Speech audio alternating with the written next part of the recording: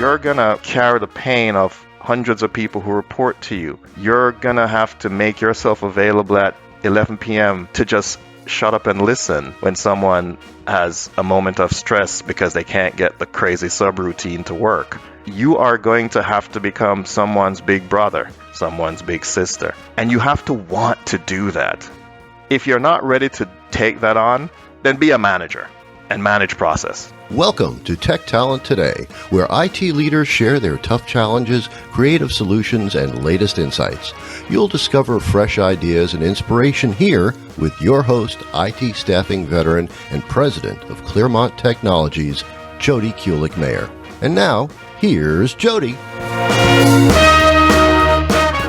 Welcome to Tech Talent Today. I'm your host, Jody Kulik-Mayer. Today, I'm delighted to be joined by Arthur Phidd.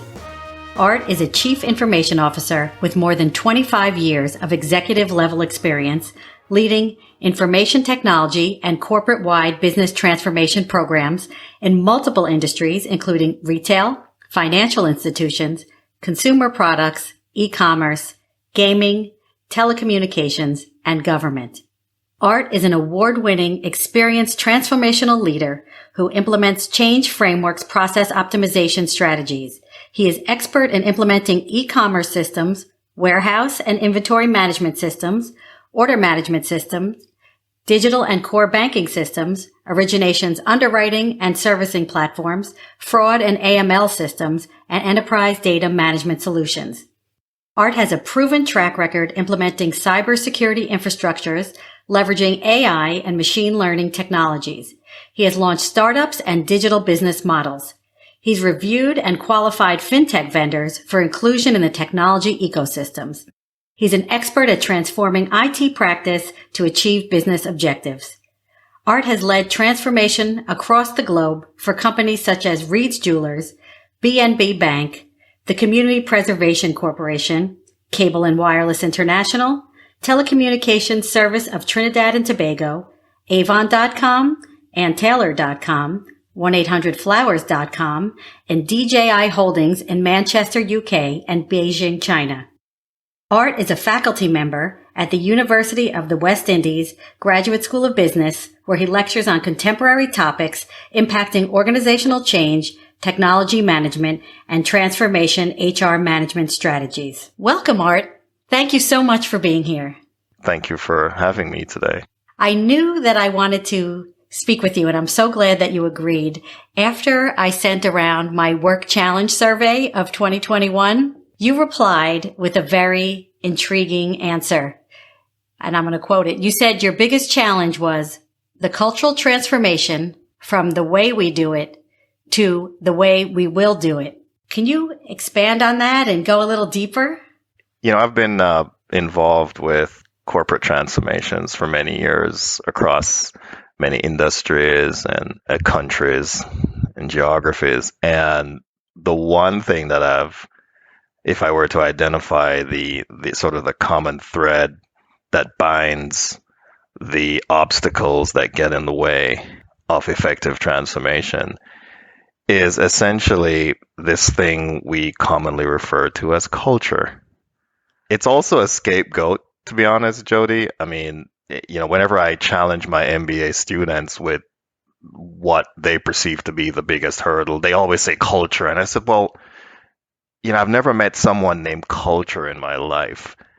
So who is this guy named Culture? And who are we blaming? Because when you blame culture, you sort of take the human side out of the accountability framework, because it's not me, human staff. It's this culture from Mars that just shows up and ruins everything. And so what I've found is the adoption is the issue as it regards change. I think first, we are humans and we're creatures of habit. So inherently, we are built in direct opposition to change. I believe it was Machiavelli who said in The Prince that because of man's incredulity, he will not often accept anything new until he's experienced it. And therein lies the problems that I kind of see and the hurdles. And that's what I was referring to, that, people, process, and technology is what it's all about. Technology is a commodity. So we can get any technology we want. Anybody can get it. But then the processes that you apply, the methodologies and frameworks are critically important. But the really hard part are those pesky humans and getting them to adapt and adopt. So that's kind of where I was going with that. And do you have a recent story that comes to mind that you could tell and not get anyone in trouble? Oh, dear, dear, dear. There are just so many. This is the one I come across a lot. And it is typically because of how organizations evolve over time. I call them stealth IT. And these are those use cases where either because, the existing incumbent IT leader team has decided to abdicate their responsibility to be accountable for IT, or they're otherwise forced to do that, or a stronger sort of persona on the business side has won that battle and has decided they're going to create their own IT. I pretty much run into the misalignment of the IT service, and one of my key first 100-day milestone is to do the realignment of IT so that I identify stealth IT around the company and bring them back home. Find all my prodigal IT sons and bring them back where they belong. I have not only recent, but it's just a stream of these in each of my transformational roles, where the willingness to want to let go off of a function that just doesn't belong where it's placed in the organization is usually the big pain. And then still getting these persons who used to own something they really shouldn't own in the first place, but getting them to realize that they shouldn't and relinquish that to the subject matter experts who can nurture and train and grow and guide and coach and counsel is the challenge. But it's the first thing I try to establish when I try to transform IT, and in doing so, transform a company. How are you able to bring those business users around, right? They probably don't want to give it up, right? Once you have something, it's very hard to let I go. go over and I have this big bat that I use and clobber on the head. No, I actually don't do that. That's very little comes from it. In fact, I do the exact opposite of that. One of the things that I've always done is to build a sense of collaborative accountability and effectively communicate and explain to my clients, internal clients, that there is an importance that needs to be placed on centers of excellence. And that when we build these centers of excellence, if we're leading it, we have an accountability to manage persons and their careers. And therefore, if you are not an IT professional, how are you going to manage the career of someone who just graduated with a Bachelor of Science degree in computer science? Like, what are you going to say to them? How are you going to advise them, coach them, lead them? It's not possible. When you have the discussions from that sort of logical perspective, Jody, people, even though deep inside they're like, oh, I don't trust, they get it. And then what I would always say is, would you want the CFO to do the cash register in a store or be the teller in a bank? And they would go, of course not. And I'm like, well, ta-da. Why would you want to mess with my firewalls then? Right, especially these days when cybersecurity is such an issue. Or why do you want to own the data warehouse when what you really want is the product of the data warehouse, which is analytics and data? Why do you want to own the support for your e-commerce platform when what you want is a platform that's available so that Jody can buy products? And it's helping them understand those lines and helping them understand the concept of a service bureau. And I usually go into my background. I mean, I was the CIO for an extremely large global telco, and I had 15 countries under my remit. And I would use the telco utility as an example. You don't go and build your own telephone company in your basement, right? Like, there's a reason you don't do that. You don't have your own tower with microwave dishes hanging off of it. I mean, there are all kinds of reasons why you can't do that in the first place. Well, you shouldn't become stealth IT. Right. Yeah. I could see how that's a common problem.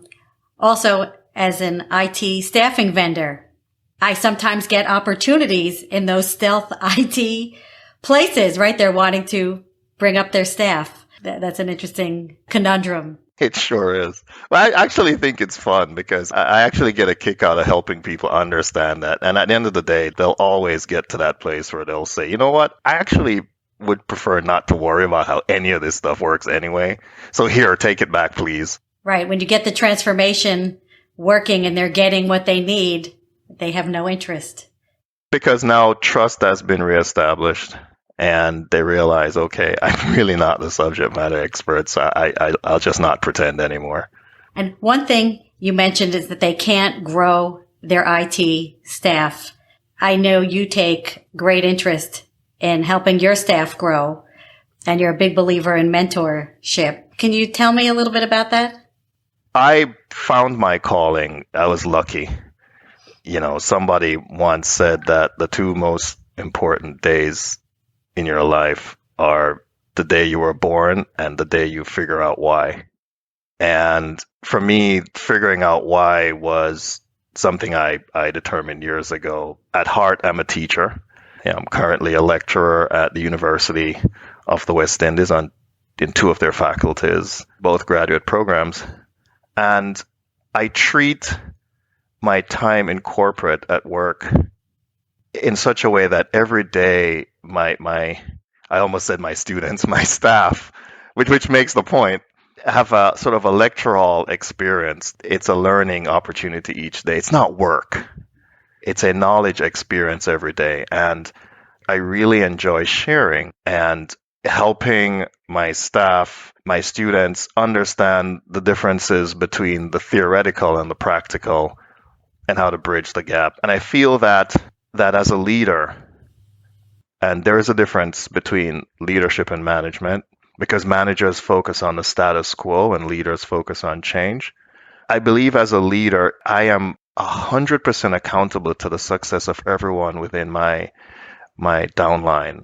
I welcome that burden that comes with it because for me, the rush is helping someone find their own day number 2 most important day in their life, right? It's something that I find that it's inherent in my belief system. And so for me, I bring that to work every day, every opportunity. I mean, if you interview anyone who's ever reported to me, or even my peers, even bosses actually, will say some facet of what I've just said where they feel like there's this learning thing that's going to happen. Right. You know, also when we talk, I learn something interesting all the time. So I could see, why. It's always a pleasure to talk to you. I was wondering if you had a mentor that helped you find your why. In my case, it's my best friend who, interestingly, this is Father's Day weekend, and it's my dad.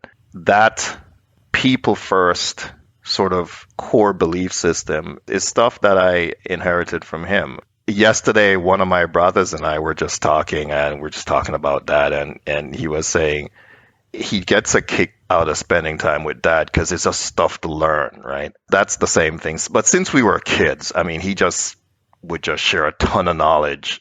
He's always said to me, it's not how long you live, it's how well you live. And I have held on to that. And then so I've sought to use that as sort of a cornerstone of sorts, Jody, to not only sort of guide how I try to live my life and how I try to lead my family and mentor my kids, but also my students and my staff. It's the same approach. So I would say it's my dad. He's retired and he lives in Jamaica, and he used to be a caption writer for the New York Daily News, late 60s, early 70s. He's seen a lot. He's lived through a lot of the interesting isms that existed and in some ways continue to exist in our country. And so he's imparted a lot of that experience, but it was always a positive kind of look. How do you take this thing and turn it into something beautiful, right? And so that's what I do with work. And I think he is my best friend. And I would say the biggest impact on my management and leadership style I get from him. How did you get into IT? Did he encourage that? Or, I mean, since he came from like a more creative kind of background. Right. I mean, I started on that. I am an artist. I do acrylic paintings. My mom, my dad, they weren't the parents who would say, okay, I did this and you're going to do this. Or it was a pretty chill kind of experience where it's like whatever I chose to do, it was just like this constant support, right? How I got into IT, I have to go way back. I always wanted to be an architect, a draftsman. And growing up as a kid in the Caribbean, in Jamaica, I was always good at drawing. So for me, that was sort of a natural transition from sketch work to draftsmanship. And I was always impressed when I would see like these upper class students. I went to an all boys school, so you'd have like the upper class boys walking with their set squares and their drawing scrolls wrapped around it. And I was just like, wow, that's so cool. I can't wait to start designing buildings and homes and neighborhoods and all this other stuff. And then I realized you had to learn physics. Right. Can't make a building without physics. At somewhere after refraction and reflection, I said, I think I'll just go become a computer programmer. And that was it. So I switched. I enjoyed it. It's a lot of right brain creative stuff. And it's a very logical kind of experience, isn't it? Right. It's, binary Boolean things. And in those days, it was Fortran, and then you got into Visual Basic and all the other old languages. But that's why I got into it. In my early jobs, I ran this little computer department for a private CPA firm in New York City. And, I maintained their mini mainframe, I suppose. It's an AS400 kind of experience with these big disks, and you would turn them. And I was like, wow, this is so cool. Because it was actually cool, by the way, back then. Right. But it really happened for me when I joined IBM in my third year in college. And I was awarded an internship. And then I just fell in love with it. And it's funny, just to close off on that, when I was at IBM, they took a bunch of us upstate to Kingston, New York. And there's a gentleman doing what I call the indoctrination talk. And it's, you drink the blue Kool-Aid basically. And he literally said there are only three people in the world, Jody: those who work for IBM, those who used to work for IBM, and those who want to work for IBM. And here I am. You? Right. You talk about being self-absorbed, right? But, and here I am. Gosh, that would be 1983. And here I am in 2021. And I keep running into people who will fall into one or more of those categories. But IBM did it for me, and then it just took off. I ended up in Wall Street at Merrill Lynch and just got deeper into high tech and data analytics, and then it just moved on from there. And I've been extremely lucky and blessed.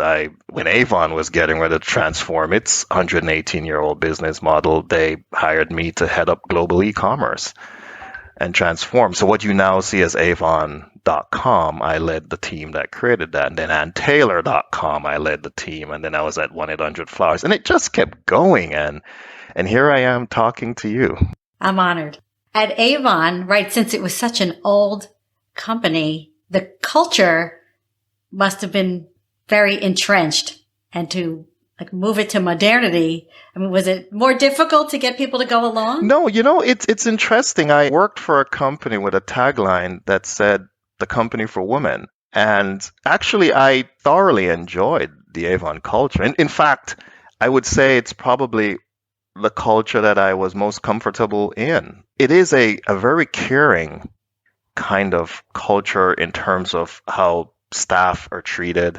Even the actual physical state of our campus in Rye and the way it's laid out, and the lawns, and it's well manicured, and the lighting, and the way we all got in touch with product. You're probably going, "But you're a guy, how do you know?" Right. So, but that was the point. You had to know the product. back then our CEO was Andrea Jung, and she was known to wear, and I might be off here, but I think I'm correct, 14 Avon products a day. So she was like the brand ambassador. And that was drilled into us. And so even at conferences, when we would have our Avon conferences and hundreds of thousands of Avon ladies would come in, Avon reps would come in. And I remember once I was in an elevator and some of our Avon reps were having a discussion about, we were launching a campaign called Women of Earth. Back then, it might have been 1998. It starts with a 19, so you know it's a long time ago, right? And they were having this debate, and they were all missing the point. And I sort of asked if I could say something, and they looked at me like, "What do you know about Skin So Soft?" What do you know about Skin So Soft? And so I started to literally explain it and explain the product and the product line and where it's going. And then they realized, like, oh, I actually work there, and I'm one of the senior executives. And that was a good laugh. But it's a very warm, inviting, nurturing, and maybe it's a maternal thing. I don't know. But I learned a tremendous amount about what it means to apply people-first leadership skills, as a standard. That's where I learned that. Well, there is an article I read about you in Industry Era magazine, and I wrote down the quote because I thought maybe I'd have an opportunity to ask you about it. They said that your success is tied to a leadership style based on service to the staff, to create an environment in the workplace where they feel inspired to create, challenged to entrench norms, take pride in their work, and avoid complacency. Yes. I think it's great to have a manager that inspires that. Sometimes a company just wants you to go along and get along and not point out things that can be better. This thing about complacency it's important, right? One of the things that I try to suggest to my teams is the idea is not to become complacent with anything you're doing. I mean, that is how you're going to lose your supper to the guy next door who's competing, right? But it's easy to become complacent because sometimes you're complacent and ridiculously successful all at the same time. And it's hard to then want to change. And so that's why it's, as I sort of alluded, for me, Jody, it's about constantly creating that atmosphere where you want to come back the next day because you can't wait to learn the next thing. You can't wait to try this new thing. You can't wait to make a mistake knowing that it's only going to be used as a learning experience, right? The one thing I ask of anyone who reports to me or reports in my downline is I will do all of that. I will create that petri dish that will allow you to find your path. I ask that you just be honest. And if you can't do something, just upfront say you can't. Or whenever you figure out that you can't, just say, hey, I gave it a shot, Art or Mary or Sam or Jody. I need help. I don't understand. It's okay. It's not a sign of weakness. And I had one guy that I hired, and he said to me, I just felt that if I tell you that I don't understand, then it contradicts me being here because you hired me because of my expertise. And I said, actually, that's not why I hired you. He goes, what do you mean? Then why did you hire me? I said, I hired you because you are very receptive to my ideas, which means I can work with you. And I think that's what I was trying to say to Industry Expert when they did the interview, that good leaders create that environment, Jody, where it's not about themselves. It's creating that space where people can do what they want to do and feel happy doing it. And you've worked all over the world, in Asia, in the Caribbean. And do you find that that's universal? Jody, I was fascinated. When I went to Beijing, I was working there with a team that acquired a number of online gaming lottery companies, right? And we created this new entity out of the acquisition. And so we were basically providing lottery and gaming services on behalf of the Beijing and Shanghai welfare lottery services. And to make the point about the universal nature of this belief that I have, I created that same environment in a communist country where they speak Mandarin. Do you speak Mandarin? besides ni hao and xie xie and zai xian, maybe a few other words? Nope. And so when you put all that together, when I left, I got a card from the staff that says, please come back soon because the sun shines brighter in Beijing when you're here. That is when, as I said, you know that second most important day in your life. That is when you say, it's not about money. It's about this impact. Like my dad said, it's how well you live. And to this day, my staff over there, they still talk to me on WeChat, which is their WhatsApp, if you will. And my assistant, she's always online with me, telling me about her kid and what school they're going and what they made a sandcastle and all this stuff. And so it's true. We're all humans. We're all striving for that same realization. And it doesn't matter what labels we put or isms we put on it. People just want to be treated the way you want to be treated, right? And so it's universal. Same thing happened in the Caribbean. It's just, to me, that single thread that sort of binds everyone together. Thank you for taking me down memory lane. I enjoyed it too. Is there anything you'd want to say to wrap up, a last thought? Think carefully about your desire to be a leader. Think very carefully about it. Understand the differences between management and leadership. In an interview that I participated on, there is a board member of this company and the head of HR. We were at dinner. And it's funny, the board member reminded me that I said what I'm about to say to you. We were dining, Jody, and we were just sort of talking. And I stopped and I said, so before we go any further with this, may I just ask a fundamental question? And they, well, sure, Arthur. Of course, go ahead. That's why we're here. I said, can you just define for me the difference between a manager and a leader? And about a month ago, the board member reminded me and said, that was the reason I decided you're the guy. But it's important. I find that in my industry, Jody, and you're in it, you're recruiting in it, CIOs are typically managers. They're not leaders. Right? And I'm not picking on my peers or anything. I'm just stating a fact. And the fact is born from the people I recruit who used to work for a lot of these people. And when I ask them, why are you leaving? What I hear is a lack of leadership. What I hear is plenty of management. So people leave managers and gravitate to leaders. And so if you're going to be a leader, you better understand the awesomeness of this responsibility.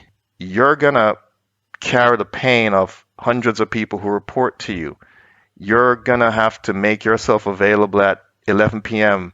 to just shut up and listen when someone has a moment of stress because they can't get the crazy subroutine to work.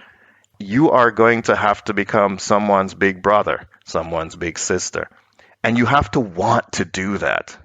If you're not ready to take that on, then be a manager and manage process. It has to be about them, not about you. There you go. And I think you embody that. To me, it's a journey, not a destination, Jody, which then keeps me constantly wanting to learn. Because if you don't view it as a journey, then you'll become obnoxious and self-absorbed, thinking you've arrived, you've seen all there is to see, and we all know that makes no sense. As soon as you think you've seen everything, something knocks your socks off. There you go. Right. Thanks for listening. See you next time. Thanks for listening to Tech Talent Today, brought to you by Clearmont Technologies IT Staffing and Search. You can find out more at clearmonttech.com. If you enjoyed the show, please subscribe and share. See you next time.